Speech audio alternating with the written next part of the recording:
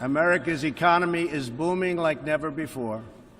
Since my election, we've added $10 trillion in wealth. The stock market is at an all-time high in history, and jobless claims are at a 50-year low.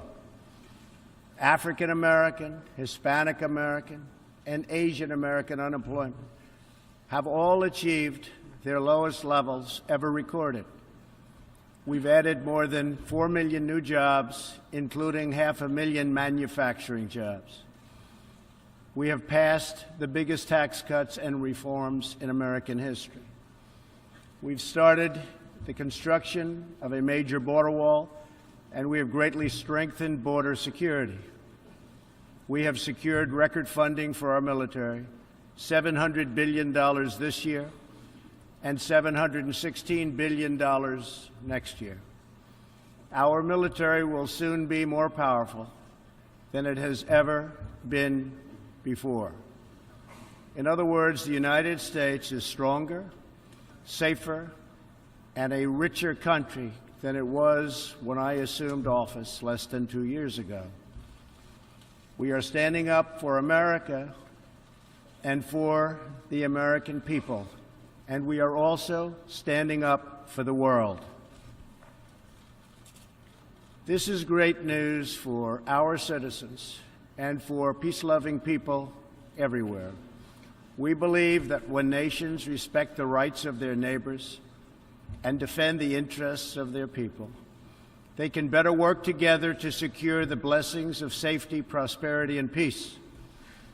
Each of us here today is the emissary of a distinct culture, a rich history, and a people bound together by ties of memory, tradition, and the values that make our homelands like nowhere else on earth.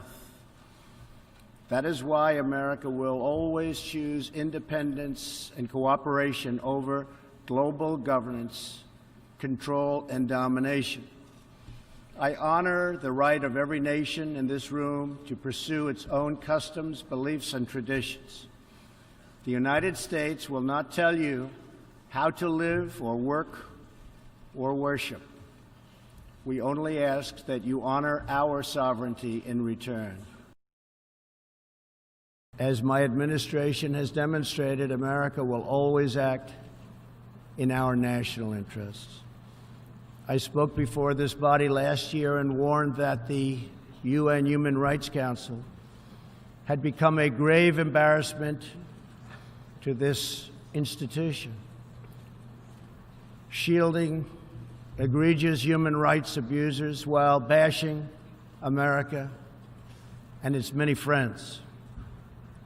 Our ambassador to the United Nations, Nikki Haley, laid out a clear agenda for reform, but despite reported and repeated warnings, no action at all was taken.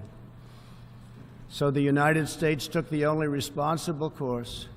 We withdrew from the Human Rights Council, and we will not return until real reform is enacted.